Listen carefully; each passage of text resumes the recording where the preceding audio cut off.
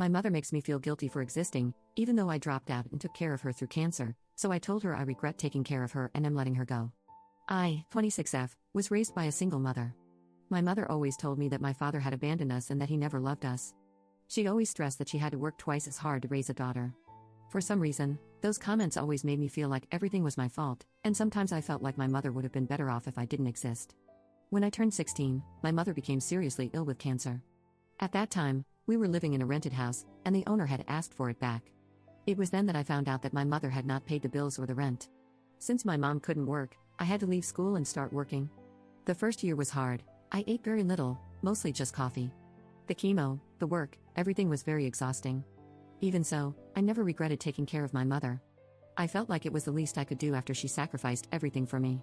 After a while, my mother overcame cancer, and I decided to resume my mandatory studies. At first, my mother did not agree. She told me things like, "It is humiliating that you finish your studies when I was never able to do so because I had to take care of you."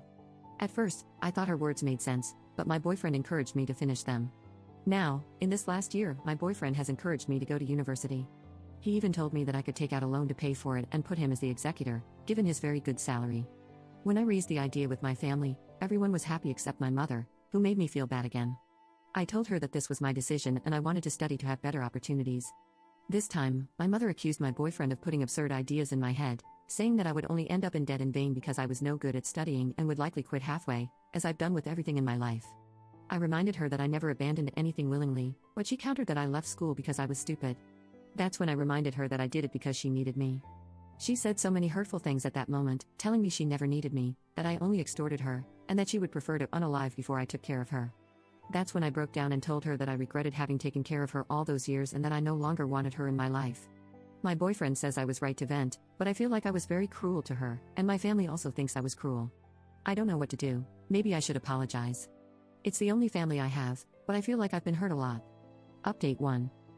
Hi everyone, a lot has happened in these past 3 months, and I'm now slowly getting my emotions and thoughts in order. After the fight with my mother, I decided to move in with my boyfriend. During the time I lived with my mother, I took care of expenses such as electricity, water, food, and rent. I told my mother that I would help her for 2 months while she looked for a job, and then she would have to fend for herself.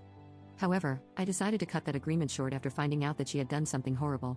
I talked to my partner about what I said here, and he agreed with some of your comments about my mom being a narcissist and that she had done something to make my father leave us. You were right. I tried to investigate, but it was difficult since no one wanted to give me an answer. That is, until my mother's sister, who was a little interested, offered to take me to someone who might know about my father, in exchange for money. Finally, she connected me with a sister of my father, and I was able to meet him. Our first conversation was via video call, and he was happy to hear from me. I discovered that my father always sent money to my mother for me and that he sent me gifts at Christmas and birthdays, gifts that my mother passed off as coming from her. I also found out that he is married, and I have a 16-year-old brother and an 8-year-old sister. He also extended an invitation to his wedding, but because of my mother, I never received it. When I asked him how he met my mother, he told me a pretty horrible story. They met on my father's sister's birthday. It should be noted that my mother was 20 and my father was 16. My mother got my father to drink and then forced herself on him. He says he doesn't remember much about that night, because he deleted that horrible memory from his mind. She became pregnant after that night, and my maternal grandparents demanded that he marry my mother, but he disliked her. In the end, my paternal grandparents demanded a DNA test, and if I was his daughter, he would be financially responsible, but nothing more. He did get to know me, but he didn't want to marry my mother. He couldn't even see her as she harassed him and demanded a wedding. In the end, when I was 4 months old, my mother gave him an ultimatum: either marry her or forget about his daughter. He couldn't imagine being with a woman like that and told her that he would take care of me, but it couldn't involve her.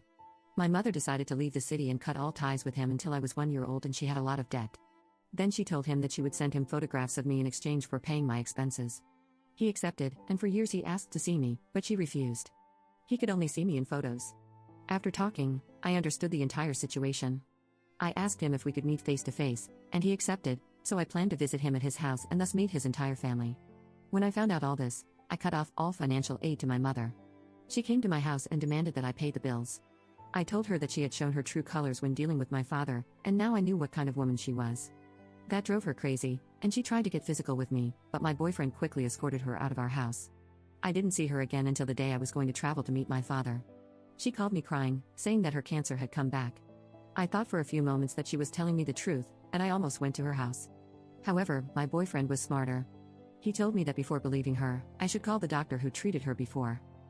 I did exactly that, and I had to beg the doctor to tell me if it was true or not, that my mother was crying and guilting me, saying her cancer was back. It was hard to get the information, but I took care of her for over 10 years, and the doctor was sympathetic to my begging. I discovered that it wasn't true, and I simply sent a message to my mom telling her not to come back to look for me, and I blocked her from everywhere. I finally met my father, and we talked and cried a lot. His wife was very kind to me, as were his children. He showed me all the photos he had of me and the letters he wrote to me, but she sent them back. I still don't know how to face all this. I just know that I don't want to see my mother again.